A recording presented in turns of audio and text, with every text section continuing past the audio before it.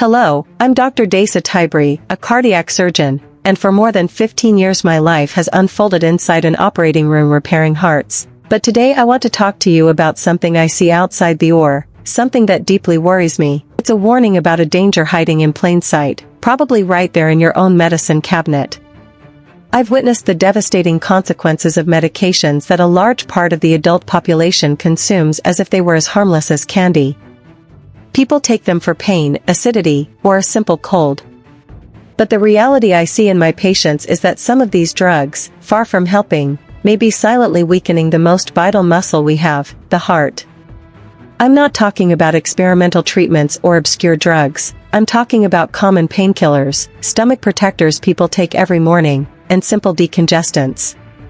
Scientific evidence and my own clinical experience paint a worrying picture.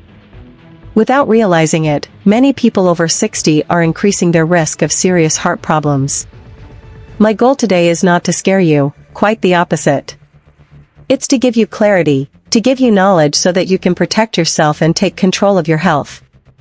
Because the real danger isn't the disease itself, but misinformation about the risks we take. Let's go over 5 common types of medications that pose a risk to the heart health of older adults. I'll explain why they're dangerous, how they work, and, most importantly, what you can do about it. Stay with me, because this information could quite literally save your life or the life of someone you love. 1. The hidden danger in pain relief, nonsteroidal anti-inflammatory drugs, NSAIDs. Let's begin with the most common group of medications in any household, nonsteroidal anti-inflammatory drugs, or NSAIDs. Names like ibuprofen, naproxen, or diclofenac probably sound familiar. They're our go-to choice for headaches, back pain, or arthritis. They work, no doubt. But using them without caution, especially if you're over 60 or have heart problems, is like playing Russian roulette. For years, the medical community has known that these seemingly harmless pills have a dark side. In fact, the US FDA required clear warnings back in 2005 about the risk of heart attacks and strokes. Let me tell you about Roberto, a 72-year-old patient who loved gardening. He suffered from knee osteoarthritis and took diclofenac almost daily to ease the pain. One day, while tending his roses, he felt exhausted, short of breath, and his ankles were swollen to twice their size. In the ER, we discovered he was in acute heart failure. His heart, already working harder due to age and mild hypertension, simply couldn't handle it anymore. The trigger wasn't a new cardiac issue, it was the chronic use of that harmless anti-inflammatory. How can something so common be so dangerous? The mechanism is subtle. NSAIDs block enzymes that cause inflammation, but in doing so, they also interfere with substances that protect our kidneys and blood vessels. This causes 2 disastrous effects. Fluid and salt retention. If the heart is a pump, more fluid in the pipes means more work for the pump. A young heart can handle it, but an aging or hypertensive one can't. Blood vessel constriction. This raises blood pressure. Even if you're not hypertensive, regular use can increase it, and if you're taking blood pressure medication, NSAIDs can reduce its effectiveness. The risk depends on dose and duration. Drugs like diclofenac and high-dose ibuprofen, 2,400 milligrams per day, are the most associated with heart problems. Naproxen at low doses appears somewhat safer, but the risk is never zero. Also, if you take low-dose aspirin to protect your heart, some NSAIDs, like ibuprofen, can cancel out its protective effect. What to do? Don't endure pain in silence, but do talk to your doctor. Ask, "Doctor, given my history, what's the safest option for me?" Sometimes paracetamol, acetaminophen, is enough. Other times, topical anti-inflammatory creams or gels can work wonders. And if an NSAID is absolutely necessary, remember the golden rule. The lowest effective dose, for the shortest possible time. 2. The false protector, proton pump inhibitors, PPIs. Now we come to number 4, and this one may surprise you, the famous stomach protector. I'm referring to proton pump inhibitors, PPIs omeprazole, pantoprazole, lansoprazole. They're among the most prescribed drugs in the world. Millions of people take them every morning, almost ritualistically, for reflux or to protect the stomach from other medications like NSAIDs. And here's the irony, the drug taken to prevent one risk may be creating another. Take the case of Elena, 68, who was prescribed omeprazole for chronic reflux. She was told to take it for life.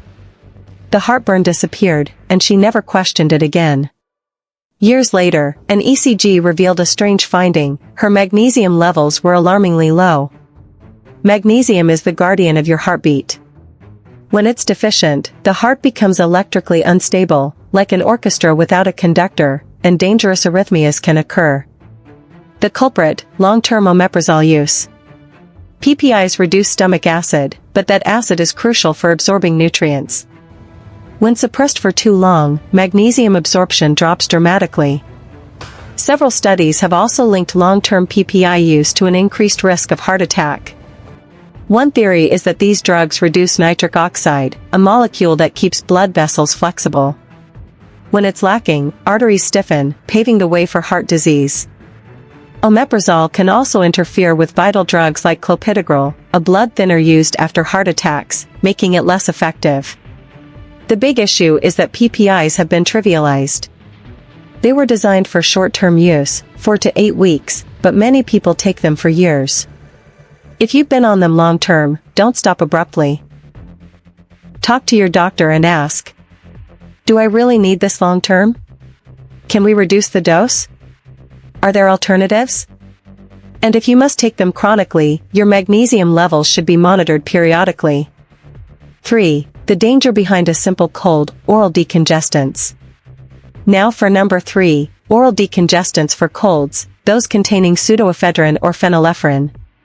They're the magic fix for that stubborn stuffy nose, but they can come at a high cost to your heart, especially if you have hypertension or heart disease. Meet Marta, a 75-year-old retired teacher. She caught a bad cold and bought an over-the-counter cold remedy with pseudoephedrine. On the second day, her heart started racing, she felt dizzy, and had a pounding headache. Her son rushed her to the hospital. Her blood pressure was sky-high, and she had developed an arrhythmia. That decongestant had pushed her over the edge. Why does this happen? Pseudoephedrine and phenylephrine are vasoconstrictors, they narrow blood vessels. In the nose, that's useful because it reduces swelling and allows you to breathe better. But the medication doesn't just act in the nose, it travels throughout the body, narrowing blood vessels everywhere. That leads to 2 serious consequences. Raised blood pressure. Narrower arteries mean the heart has to pump harder, like forcing water through a pinched hose. The pressure spikes dangerously.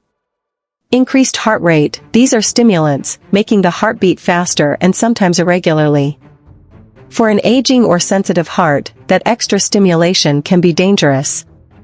European regulators have recently issued new warnings about pseudoephedrine because of rare but serious complications involving blood vessel constriction in the brain, proof of just how potent its effects are.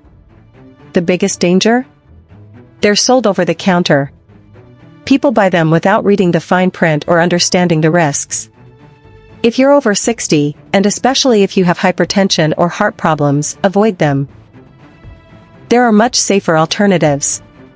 Saline sprays to relieve congestion. Humidifiers to keep airways moist.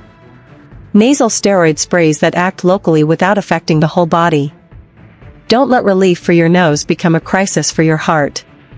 4. The mind-heart connection, certain older antidepressants. Number 2 brings us to a delicate but vital topic: mental health.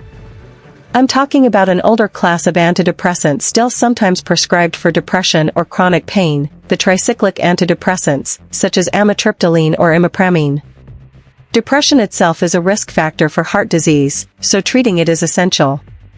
But how we treat it also matters, and these drugs can be risky for older hearts. Take Francisco, 78, who had severe foot pain due to diabetes. His doctor prescribed a low dose of amitriptyline. It helped with the pain, but soon he started feeling dizzy every time he stood up. One day he fainted and fractured his hip. The cause was amitriptyline, which caused orthostatic hypotension, a sudden drop in blood pressure upon standing. But that's not the only concern. These drugs can also speed up the resting heart rate, putting constant stress on an aging heart. Interfere with the heart's electrical system, slowing impulses, seen on an ECG as prolonged conduction, and increasing the risk of dangerous ventricular arrhythmias. For these reasons, tricyclics are no longer the first choice for treating depression in older adults.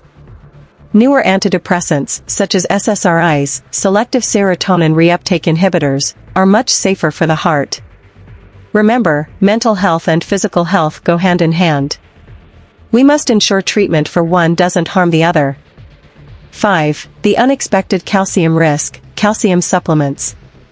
And now, number 1.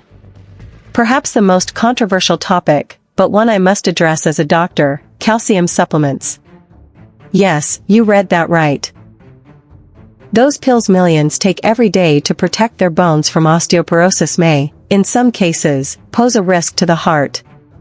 For decades, the message was clear: take calcium for strong bones. But in recent years, growing evidence has cast doubt on their cardiovascular safety.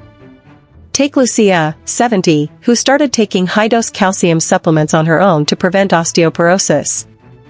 Years later, she suffered a heart attack. She didn't smoke, her cholesterol was normal, and her blood pressure was fine. Her doctors took a closer look at her daily supplement. The controversy is real, and the evidence isn't definitive, but the concern is valid.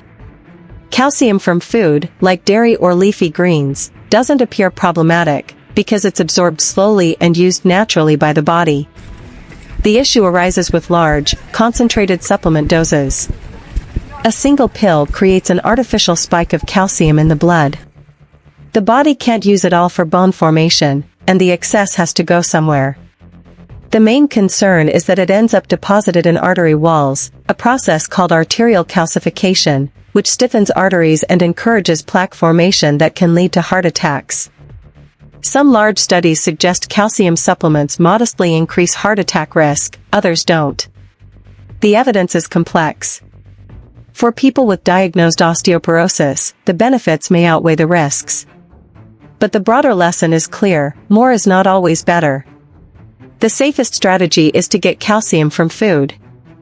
And if your doctor believes you truly need a supplement, never start it on your own. It must be a medical decision balancing bone health and cardiovascular risk. Conclusion: knowledge to protect the heart.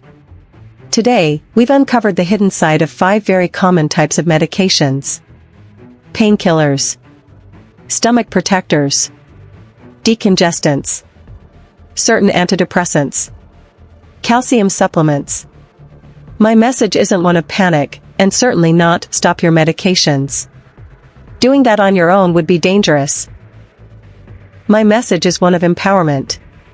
Now you have knowledge that many people lack. You know that the pill for arthritis can strain your heart. You know that your stomach protector can disrupt your heartbeat.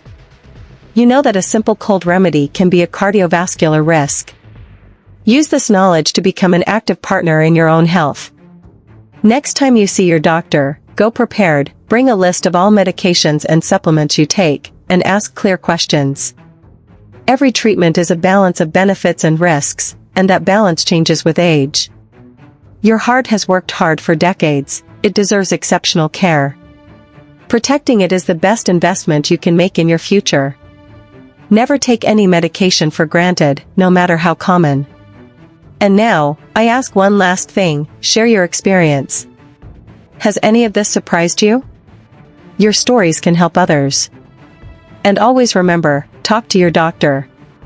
That conversation is the most important step you can take today to protect your heart for tomorrow.